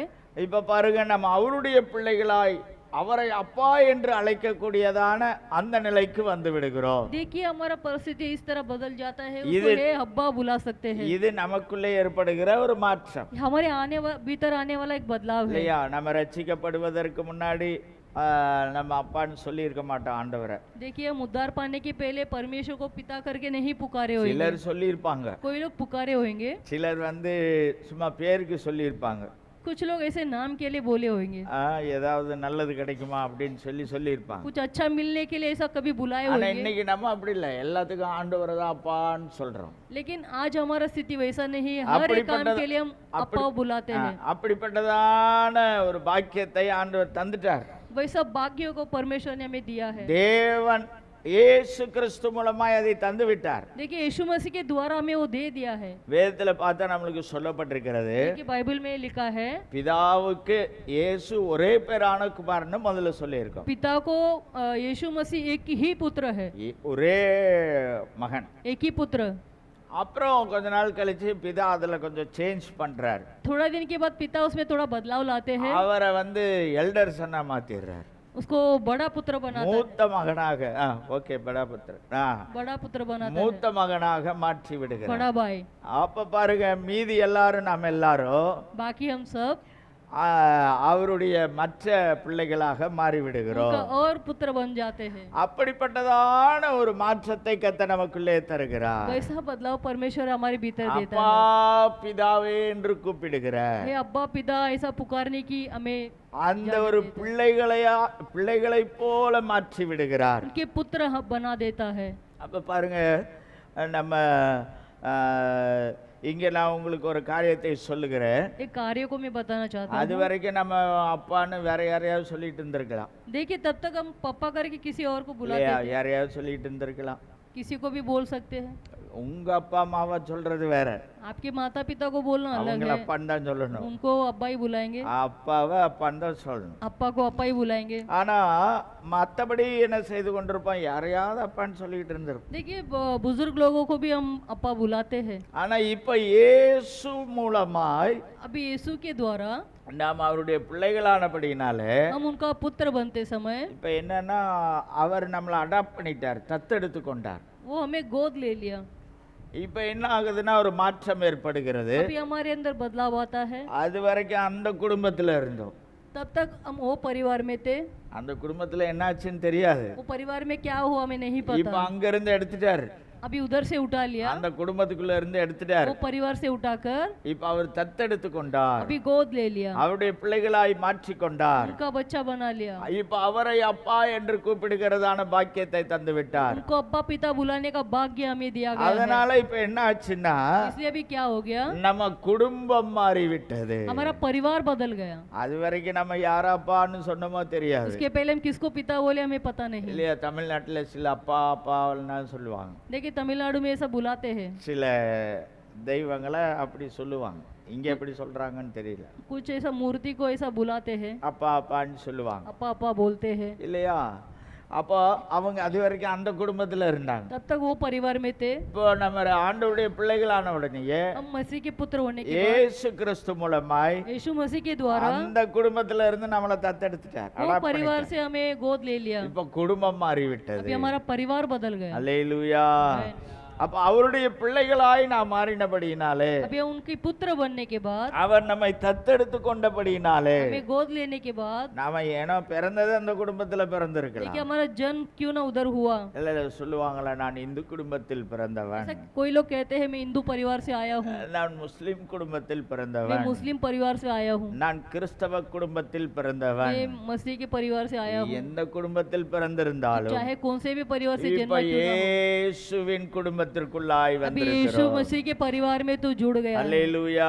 आमेन। இப்ப குடும்பம் மாறி விடுகிறது. देखिए परिवार ही बदल गया, அதுதான் இங்கே சொல்லப்படுகிற ஒரு वही காரியம். यहाँ पे लिखा है, குடும்பம் மாறுகிறது. परिवार बदलना। ஆண்டவர் நம்மை தத்தெடுத்து பிள்ளைகளாக்கினபடினாலே परमेश्वर हमें गोद लेके उनको पुत्र बनाते समय நம்முடைய குடும்பம் हमारा மாறிவிட்டது. परिवार बदल जाता है। இயேசுவின் குடும்பத்தின் அங்கத்தினர்களாய் மாறிவிட்டது. यीशु मसीह का परिवार का एक अंक हो जाते हैं। இன்னொரு காரியத்தை நாம் பார்க்கலாம். और एक कार्य को हम देखेंगे, எபேசியர் 1:7 நாம் வாசிக்கிறோம். एफिसियों का पुस्तक 1:7 में हम पढ़ते हैं, வாசிக்கலாம். हमको उसमें ஆ. उसके लोहों के द्वारा छुटकारा हम्म। अर्थात अपराधी की क्षमा ம். उसके उस अनुग्रह के धन के अनुसार मिला है। இங்கே நாம் பார்க்கிறோம், பாவ மன்னிப்பாகிய மீட்பு என்று சொல்லப்பட்டிருக்கிறது. यहाँ पे हम पढ़ते हैं पाप से छुटकारा। மீட்பு என்கிறதான அந்த ஒரு அனுபவம் நமக்குள்ளே வருகிறது. देखिए हमारे भीतर छुटकारे का एक अनुभव आता அவருடைய है, இரத்தத்தினாலே நம்மை மீட்டு கொள்ளுகிறார். उनकी लहू से हमें छुड़ाता है। இங்கேயும் ஒரு மாற்றம் உண்டாகிறதை பார்க்கிறோம். यहाँ पर भी एक बदलाव को हम देखते हैं, நம்மை மீட்டு கொள்ளுகிறார். हमें छुड़ाता है, மீட்டு கொள்ளுவதற்காக அவருடைய இரத்தத்தையே தந்திருக்கிறார். हमें छुड़ाने के लिए उसका लहू बहा दिया।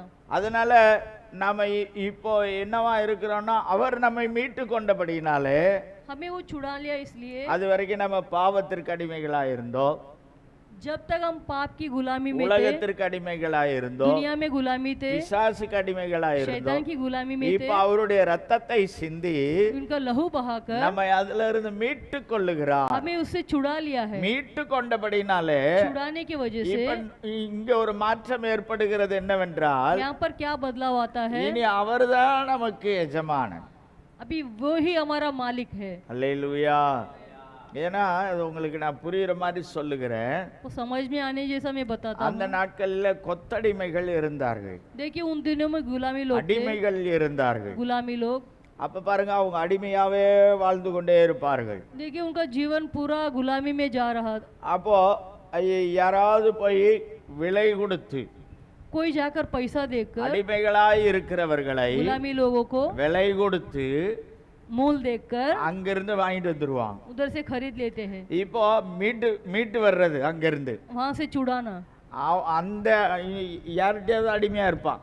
किसी और का गुलामी होगा, பாவத்துக்கு அடிமையா இருக்கலாம், पाप की गुलामी பிசாசுக்கு होगा, அடிமையா शैतान இருக்கலாம், का गुलामी होगा, உலகத்துக்கு அடிமையா இருக்கலாம். दुनिया का गुलामी होगा, அங்கிருந்து மீட்டு வர்றது. उधर से छुड़ाना। இப்ப யாருக்கு அடிமை? अभी वो किसका गुलाम? இயேசுவுக்கு அடிமை. यीशु का गुलाम। அது वரைக்கும் அவங்க எஜமான் நமக்கு. तब तक वो हमारा मालिक है। பாவம் எஜமானா இருந்தது, पाप हमारा मालिक था, உலகம் எஜமானா இருந்தது, दुनिया हमारा मालिक था, பிசாசு எஜமானா இருந்தான். शैतान हमारा அவன் मालिक தான் था, நம்மளை நடத்திக்கிட்டு இருந்தான். वही हमें चलाता அங்க था। அடிமையா இருந்தோம். वहाँ हम गुलामी जिंदगी இப்ப जी அவருடைய रहे थे। ரத்தத்தினாலே நம்மை மீட்டு अभी उनके लहू के द्वारा हमें छुड़ाकर இங்க கொண்டு வந்துட்டாரு. यहाँ पर लेकर आया, அவர்கிட்ட கொண்டு வந்துட்டாரு. उनके पास लाया। இப்ப என்னன்னா, ஓனர்ஷிப் மாறிடுச்சு. अभी ओनरशिप चेंज हो गया। அல்லேலூயா. அப்ப பாருங்க, இப்ப நமக்கு யார் ஓனர்னா இயேசுதான் ஓனர். अभी हमारे लिए मालिक कौन है? यीशु मसीह है, அவர்தான் எஜமான். वही मालिक. அவர்தான் நமக்கு எஜமானா இருக்கிறார், நாம் அவருக்கு அடிமைகளாக இருக்கிறோம். देखिए वो हमारा मालिक है और हम उनके गुलाम हैं. அடிமைன்னு சொன்ன உடனே பயந்துராதீங்க. गुलाम कहने पर डरो मत. இந்த எஜமான்கள்லாம் இருக்கிறாங்க பாத்தீங்களா, ये जो मैंने पहले कहा ये मालिक இவங்கள लोग மாதிரி அடிமையா வச்சு நடத்துறவர் அல்ல அவரு. ऐसा गुलामी में हमारा जिंदगी बिताने वाला இவங்க नहीं है கிட்ட हमारा இருக்கிற यीशु. வரைக்கும் அவங்க சொல்ற மாதிரியே செய்யணும். जब यहाँ पर रहते समय वो जो कहेगा அப்படியே उसी को எல்லாம் करना है, பண்ணணும். वैसा ही करना है. ஒரு ரிலீஃபே கிடையாது, वहाँ पे कोई छुटकारा ही ஒரு नहीं, விடுதலையே இல்ல. वहाँ पर छुटकारा नहीं. அப்படிப்பட்ட நிலையில் தான் நம்முடைய வாழ்க்கை போய் கொண்டிருந்தது. वैसा परिस्थिति में हमारी जिंदगी जी रहे थे, ஆனால் இந்த மீட்பின் மூலமாக, மீட்டு கொண்டதின் மூலமாக, लेकिन छुटकारे के द्वारा நம்ம இயேசு நமக்கு எஜமானாய் மாறி விடுகிறார். यीशु मसीह हमारा मालिक बन गया. அவர் இப்ப என்ன பண்றாருன்னா, நீ சுதந்திரவாளியா இருப்பா, यीशु मसीह भी क्या कह दिया? हमें स्वतंत्रता दे दिया, நீ விடுதலையா இரு. तो छुटकारे से जी ले.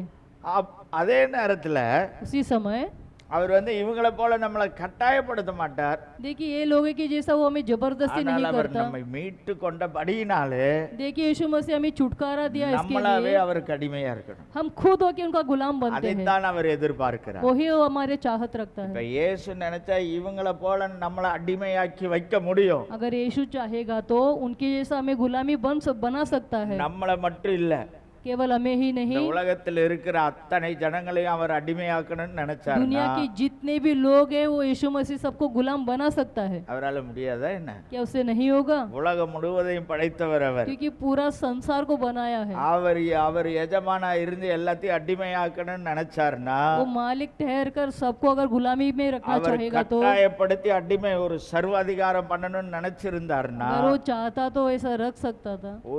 ஒருத்தனை வேற யாரையும் எதையும் வணங்க முடியாது. कोई भी किसी को भी दंडवत नहीं कर सकते थे. அப்படி பிடிச்சிருவாரு. वैसा वो खत्म कर देगा. அவர்னால முடியும், उससे होगा, செய்ய முடியும். कर सकता है. அப்படி ஒரு காலம் வரப்போகிறது. वैसा एक काल आने वाला है. அது வரைக்கும் ஃப்ரீயா விட்டு வச்சிருக்கிறாரு. तब तक हमें स्वतंत्रता से जीने को दिया है. அல்லேலூயா. आमेन. அப்ப பாருங்க, எல்லா முழங்கால்களும் அவருக்கு முன்பாக முடங்கும் என்று சொல்லப்பட்டிருக்கிறது. देखिए सारा घुटना उसके सामने झुकेगा, ऐसा लिखा है. அன்னைக்கு அவர் முடியை பிடிச்சு இழுத்து உட்கார வைக்க மாட்டாரு. देखिए उन दिनों में आपका बाल पकड़ कर वो खींचेगा नहीं. ஜனங்கள் பார்த்தே பயந்து அவருக்கு முன்னாடி முழங்கால் போட போறாங்க. लोग देख के डरते ही वैसे अपना घुटना टेकेंगे. ஹல்லேலூயா. आमेन. ஆனா இன்னைக்கு என்னன்னா, ஆண்டவர் நம்மளை எல்லாம் மீட்டு देखिए आज क्या है, परमेश्वर हमें उससे छुड़ाकर அடிமையா வச்சிருக்க முடியும். गुलामी रख सकता है, उसे हो सकता है, ஆனா அவர் அப்படி வைக்காம लेकिन हमें गुलामी के हिसाब से नहीं रखा. நம்மளை எல்லாம் ஃப்ரீயா விட்டு வச்சிருக்கிறார். हमें एकदम फ्री छोड़ दिया है, சுதந்திரவாளியாய் வச்சிருக்கிறார். स्वतंत्रता से जीने के लिए. அதனால நாம திரும்ப போய் அந்த எஜமான்களுக்கு அடிமையா இல்லாம देखिए हम वापस जाके उस गुलामी में ना திரும்ப फंसे, அங்கேயே போய் மாட்டிக்காம उधर जाके नहीं फंसे. நம்மை மீட்டவராய் இருக்கிற அவரை எஜமானாய் ஏற்றுக்கொண்டவர்களாய், जो हमें छुड़ाया उसको हमें हमारा मालिक बनाना அதான் चाहिए. இங்கே ஏற்பட்ட ஒரு மாற்றம். वही यहाँ पे एक बदलाव आया. மீட்பினால் ஏற்பட்ட மாற்றம் என்பது छुटकारा के அதுதான். द्वारा एक बदलाव, எஜமான் மாறிவிட்டார். हमारा मालिक बदल गया. அது வரைக்கும் நமக்கு எஜமான் வேற, जब तक हमारा मालिक दूसरा कोई और, இப்போ எஜமான் மாறிவிட்டார். अभी हमारा मालिक यीशु मसीह, என்னுடைய பாஸ் மாறிட்டார். मेरा बॉस चेंज हो गया. ஹல்லேலூயா. आमेन. ஆமென். ஹல்லேலூயா. आमेन. சொல்லி பாருங்க, ஒவ்வொரு நாளும் சொல்லி பாருங்க. देखिए हर एक दिन आप बोलकर देखिए, ரட்சிக்கப்பட்டவங்க சொல்லி பாருங்க, उद्धार पाए हुए लोग कहिए, ஆண்டவருடைய பிள்ளைங்க சொல்லி பாருங்க. मसीह के बच्चे आप मुंह से कहिए, இது வரைக்கும் என்னோட ஓனர் வேற, अब तक मेरा ओनर दूसरा बस। कोई और था, என்னோட பாஸ் வேற, मेरा मालिक कोई और था, அவங்க என்னைய போட்டு ஒரு வழி ஆக்கிட்டாங்க. मेरा मालिक मुझे एक सता डालता था. இப்ப இருக்கிற பாஸ் வேற, अभी मेरा मालिक कोई और है, இப்ப அவர் என்னை வேற லெவல்ல வச்சிருக்கிறார். वो अभी मुझे दूसरे लेवल पर रखा है. அல்லேலூயா. आमेन. சுதந்திரவாளியாய் வச்சிருக்கிறார். स्वतंत्रता से जीने के लिए आजादी दिया है, அதனால அதை திருடி கொள்ள கூடாது. நம்ம इसलिए उसे चुराना नहीं, அவருக்கு अடிமையா தான் இருக்கணும். उसको उसकी गुलामी बनकर जीना है. அவர் நம்மள அடிமைன்னு நினைக்கிறது இல்ல, वो हमें गुलामी नहीं ஆனா मानता நம்ம है, மனப்பூர்வமா ஆண்டவரே உங்களுக்கு நாங்க அடிமைன்னு சொல்லலாம். लेकिन मन से हमें अपनाना चाहिए, हे मालिक मैं तेरा गुलामी हूँ. அதை நாம் செய்ய வேண்டும். उसे हमें करना चाहिए. அதான் மீட்பு என்பதினால் உண்டாகிற ஒரு மாற்றம். ये छुटका के द्वारा होने वाला एक बदलाव. எஜமான் மாறி விடுகிறார். हमारा मालिक बदलता है. கடைசியாக ஒரு வசனத்தை வாசிக்கலாம். आखिरी एक वचन पढ़ेंगे. 1 தெசலோனிக்கேயர் 5:23-24 फर्स्ट तेसलोनिकियों 5वां अध्याय 23 और 24. வாசிக்கலாம். शांति का परमेश्वर आप ही तुम्हें पूरी रीति से पवित्र करे और तुम्हारी आत्मा और प्राण और देव हमारे प्रभु यीशु मसीह के आने तक पूरे पूरे और निर्दोष सुरक्षित रहे. तुम्हारा बुलाने वाला सच्चा है और वह ऐसा ही करेगा. இங்கே நாம் பார்க்கிறோம், ஆவி ஆத்மா சரீரம் முழுவதும் குற்றமற்றதாய் காக்கப்படுவதாக. यहाँ पर हम देखते हैं तुम्हारा आत्मा प्राण देह निर्दोष पाए. ஏனென்றால் அதை ஆண்டவர் குற்றமில்லாதபடி சுத்திகரிக்கிறார். देखिए वो निर्दोष होना नहीं, दोषी नहीं ठहरना चाहिए, इसलिए वो शुद्ध करता है. இப்ப நம்ம ஆண்டவருடைய பிள்ளைகளாய் மாறிவிட்டோம். हम मसीह के जन हो गए. நாம சுத்திகரிக்கப்படுகிறோம். हम शुद्ध किए जाते हैं. சுத்திகரிக்கப்பட்டதினாலே हम शुद्ध होने पर நம்முடைய வாழ்வு மாறிவிடுகிறது. हमारा जीवन बदलता है. அல்லேலூயா. आमेन. சுத்திகரிக்கப்பட்டதினாலே நம்முடைய வாழ்க்கையே மாறிவிடுகிறது. हमें शुद्ध करने से हमारा जीवन बदलता है. அது வரைக்கும் நம்முடைய வாழ்க்கை வேற ஒரு வாழ்க்கை. तब तक हमारा जीवन एक अलग तरीका है. சுத்திகரிக்கப்பட்டதின் மூலமாக वो शुद्ध करने के बाद நம்முடைய வாழ்க்கை हमारे மாறிவிடுகிறது. जीवन में बदलाव आता है. ஆமென். அல்லேலூயா. आमेन. இதுதான் இங்கே ஏற்படுகிறதான ஒரு மாற்றம். वही यहाँ पर होने वाला एक बदलाव. சுத்திகரிக்கப்படுவதற்கு முன்னாடி हम पवित्र होने के पहले பாருங்க, இங்க 3 காரியம் சொல்லப்பட்டிருக்கிறது. यहाँ पर 3 कार्य लिखा है. ஆவியில சுத்திகரிப்பு, आत्मा में शुद्ध होना, ஆத்மாவிலே சுத்திகரிப்பு, प्राण में शुद्ध होना, சரீரத்திலேயும் சுத்திகரிப்பு. देह में शुद्ध होना. ஒருவேளை நம்ம சரீர சுத்திகரிப்பு வேணா டெய்லி செஞ்சுக்கிட்டே இருக்கலாம். देखिए हम लोग हर दिन अपना देह में तो शुद्ध होते हैं. அப்படிதானே? டெய்லி செய்யறோமா? रोज करते हैं क्या?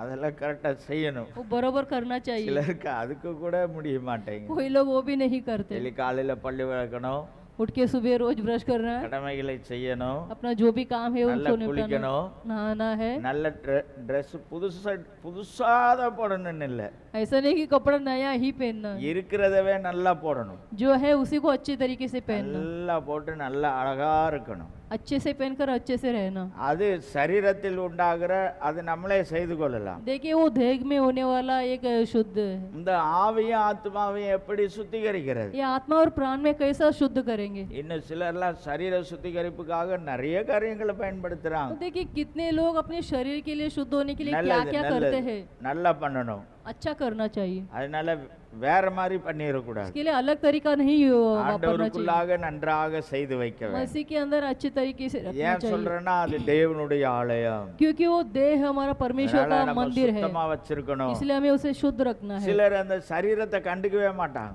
कोई लोग अपना देह के ऊपर ध्यान नहीं देते हैं. நானும் பார்த்திருக்கேன், நாங்க ஆண்டவருடைய பிள்ளைகள், இது சரீரம் எப்படி போனா என்ன அப்படிம்பாங்க. कोई लोग ऐसे है कि मैं परमेश्वर का बच्चा हूँ, मेरा शरीर அப்படி कैसे भी அந்த होने நிலைக்கு दो. போய் விடுவார். कोई लोग ऐसा परिस्थिति में चले जाते हैं, சரீரத்தை கவனிக்கிறதே இல்லை. अपने शरीर को ध्यान नहीं देते. அது எப்படி கிடக்குது போ. वो कैसे भी रहने दो, चलो. சுவர் இருந்தா தானே படம் வரைய முடியும். दीवार रहेगा तो ही हम चित्र बना सकते हैं. இந்த சரீரம் இருந்தா தானே இந்த உலகத்துல ஆண்டவருக்காக வாழ முடியும். शरीर रहेगा तो ही अपन ये दुनिया में परमेश्वर के लिए जी सकते சாட்சியாய் हैं, வாழ முடியும், गवाही बनकर जी सकते हैं, ஊழியம் செய்ய முடியும். सेवकाई कर सकते हैं. இந்த சரீரத்தை கெடுத்து போட்டா எப்படி? शरीर को बिगाड़ देंगे तो कैसे? பீடி சிகரெட்டு குடிச்சு கெடுக்கிறது ஒண்ணுதான், बीड़ी सिगरेट पीकर खराब करना एक ही है. ஒழுங்கா அந்த சரீரத்தை சுத்தம் பண்ணாம கெடுக்கிறது और ஒண்ணுதான். शरीर को नहीं शुद्ध करेंगे वो भी एक गलत है. அவன் தெரியாதனால அப்படி கெடுத்துக்கிட்டு இருக்கிறான். वो नहीं जानता इसलिए अपने शरीर को ऐसा बर्बाद करता நம்ம है. ஆட்கள் வேற விதமா கெடுத்துக்கிட்டு இருக்கிறான். हमारे लोग अलग तरीके से खराब करते हैं. அதனால கெடுக்க கூடாது, नहीं बिगाड़ना चाहिए, சுத்தமாக வைத்திருக்க शुद्ध வேண்டும். तरीके से रखना அதனால चाहिए. நான் ரொம்ப ஓவரா பண்ணணும்னு சொல்லல, इसलिए मैं एकदम ज्यादा मैं ये नहीं कहता हूँ, அது தேவையான அளவு செய்து கொள்ள வேண்டும். जितना चाहिए उस तरीके से रखना चाहिए. ஆனா இந்த ஆத்மா ஆவியை எப்படி சுத்திகரிப்பது? लेकिन आत्मा और प्राण को कैसा शुद्ध करे? அது ஆண்டவர் தான் அதை वो சுத்திகரிக்கிறார். परमेश्वर ही शुद्ध करता है, அவருடைய ரத்தத்தினால் उसके சுத்திகரிக்கிறார். लहू से वो शुद्ध करता அதுக்கு है. ஒவ்வொரு நாளும் அதுவும் டெய்லி பண்ணணும். वो भी हर एक दिन हमें करना है. சரீரத்தை டெய்லி சுத்திகரிக்கணும், शरीर को रोज शुद्ध करना है, மீதி எல்லாத்தையும் ஆண்டவர்கிட்ட கேட்கணும். बाकी सब परमेश्वर से पूछना ஆண்டவரே உம்முடைய चाहिए। ரத்தத்தினால் சுத்திகரியும், हे परमेश्वर, आपके लहू से मुझे शुद्ध कर, ரத்தத்தினால் என்னுடைய ஆவி ஆத்மாவை கழுவோ, तेरे लहू से मेरे आत्मा प्राण को धो दे, உம்முடைய ஆவியினால் நிரப்போ. आपके आत्मा से मुझे भर दे, அதுதான் சுத்திகரிக்கப்படுதல். वही शुद्ध होना।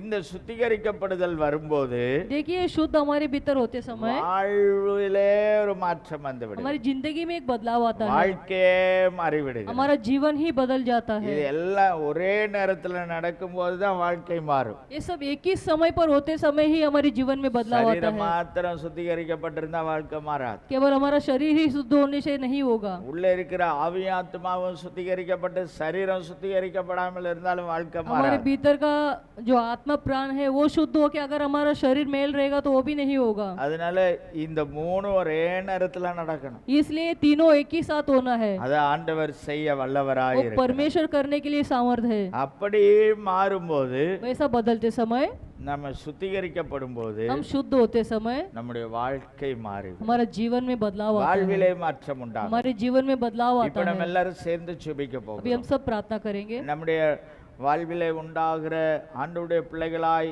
வந்ததிலே உண்டான சில மாற்றங்களை நாம் பார்த்தோம். हमारे जीवन में मसीह की जिंदगी में जो भी बदलाव आया उसके बारे में हमने अभी पढ़े। மனமாற்றம் என்பது ஒரு நோக்கத்தின் மாற்றமாய் இருக்கிறதாக देखिए, சொல்லப்படுகிறது. मन फिरना एक लक्ष्य को बदलना हमने पढ़े। ரட்சிப்பு என்பது ஒரு பதவியின் மாற்றமாய் இருக்கிறது. उद्धार का बदलाव एक पदवी का बदलाव है। நீதிமான்கள் ஆக்கப்படுவது என்பது ஒரு நம்முடைய நிலையிலே ஒரு மாற்றத்தை தருகிறது. हमें धर्मी ठहराना, देखिए, हमारी स्थिति का एक बदलाव है। இன்னும் அவருடைய பிள்ளைகளாகும் போது நம்முடைய குடும்பமே மாறிவிடுகிறது. और उनका पुत्र बनते समय हमारा परिवार ही बदलता है। நம்ம இயேசுவின் குடும்பத்தில் ஒருவராய் हम மாறிவிடுகிறோம். यीशु मसीह का परिवार में बन जाते हैं। இன்னும் நம்ம மீட்கப்படுவது என்பது और हमें छुड़ाने के समय நம்முடைய எஜமான் மாறிவிடுகிறார். हमारा मालिक बदलता है। இன்னும் சுத்திகரிக்கப்படுதல் என்பது और शुद्ध होते समय நம்முடைய வாழ்க்கையே மாறிவிடும். हमारा जिंदगी में बदलाव आता है, வாழ்விலே ஏற்படுகிற ஒரு மாற்றம். हमारे जीवन में एक बदलाव। ஆண்டவரை நோக்கி பார்த்து ஜெபிப்போம். परमेश्वर की ओर देखकर हम प्रार्थना करेंगे। இப்படிப்பட்டதான மாற்றங்களை கர்த்தர் நமக்குள்ளே தந்திருக்கிறார். ऐसा बदलाव परमेश्वर ने हमारे भीतर दिया है। இன்னும் இந்த மாற்றத்திலே நாம் நாளுக்கு நாள் வளர்ந்து வர வேண்டும். और ये बदलाव में हमें दिन प्रतिदिन हमें बढ़ना है। கர்த்தர் நமக்கு ஒவ்வொரு நாளும் உதவி செய்வார். परमेश्वर प्रतिदिन हमें सहायता ஒவ்வொரு करे। நாளும் கேட்கணும், हर एक दिन मांगो, ஆண்டவரே உம்மை போல மாற்றுங்க. हे परमेश्वर, आपकी जैसा मुझे बदल। இந்த பொதுவான ஜெபத்தை எல்லாரும் செய்யணும். ये प्रार्थना को हर रोज सभी को करना है। ஆண்டவரே இயேசுவே உம்மை போல மாற்றும். हे पिता परमेश्वर यीशु मसीह, आपकी जैसा मुझे बदल दे। இது எல்லாராலையும் சொல்ல முடியாது. ये सब नहीं कह सकते। இயேசுவின் பிள்ளைகளால் மாத்திரமே இந்த வார்த்தையை சொல்ல जो முடியும். यीशु मसीह का पुत्र है वही लोग ये कहेंगे, மற்ற யாராலும் சொல்ல முடியாது. बाकी लोग नहीं कह पाएंगे। இயேசுவே உம்மை போல மாற்றும். हे यीशु, तेरे जैसा बदल। இயேசுவே உம்மை போல மாற்றும். यीशु मसीह, तेरे जैसा बदल दे। ஒவ்வொரு நாளும் சொல்லுவோம். हर दिन कहिए। அந்த மாற்றத்தில் உண்டாகிறதான அந்த விளைவுகளை பார்த்தோம். ये जो बदलाव में आने वाला सब स्थिति को हमने देखे। கர்த்தர் நம்மை ஆசீர்வதிப்பார். परमेश्वर हमें आशीष से भरे। எங்கள் பரலோக பிதாவே உம்மை நன்றியோடு ये ஸ்தோத்திரம் स्वर्गीय पिता, आपको धन्यवाद देते हैं। நாளை கர்த்தர் ஆசீர்வதித்தற்காய் इस ஸ்தோத்திரம். दिन को परमेश्वर अपने आशीष के के लिए धन्यवाद देते இந்திய हैं। ஆராதனை கர்த்தர் ஆசீர்வதித்தற்காய் हिंदी आराधना को आशीष के लिए धन्यवाद देते हैं। உம்முடைய வேத வசனங்களை நாங்கள் கேட்க கர்த்தர் உதவி செய்தீரே. आपके वचन को सुनने के लिए सहायता के इसके लिए धन्यवाद देते हैं। அப்பா உம்முடைய நாம மகிமைப்படட்டும். आपकी नाम की महिमा होने पाए। நாங்கள் மாற்றங்கள் அடைந்த போது அப்பா, हमारे अंदर बदलाव होते समय, உமக்குள்ளே மாற்றங்கள் அடைந்த போது आपके भीतर बदलाव आते समय, அது எதை உண்டாக்கினது என்பதை குறித்து நாங்கள் वो क्या क्या बदलाव लाई उसके बारे में हमने मनन किए। அதுக்குள்ளே நாங்கள் இன்னும் வளர்ந்து வளர்ந்து வர வேண்டும். उसमें और बढ़ने के लिए तू सहायता ஒரு कर। நாள் உம்மை போல மாற்றும் என்று சொல்லி நாங்கள் வளர்ந்து வர வேண்டும் ஆண்டவர். हर दिन तेरे जैसा बदलने के लिए हमें बढ़ने के लिए सहायता இந்த कर। நாளில் எல்லாரையும் கர்த்தர் ஆசீர்வதிப்பார். इन दिनों में हर एक को आशीष से भर दे। பரிசுத்தமுள்ள நாம மகிமைப்படட்டும். आपकी पवित्र नाम की महिमा होने पाए। வல்லமையுள்ள கரத்திலைகளை आपके தருகிறோம். सामर्थ हाथ में हम सौंपते हैं। இயேசுவின் நாமத்தில் ஜெபிக்கிறோம் நல்ல यीशु பிதாவே. मसीह के मधुर नाम से मांगते हैं पिता। आमीन. आमीन। ए मेरे मन यहोवा को धन्य कर और जो कुछ मुझ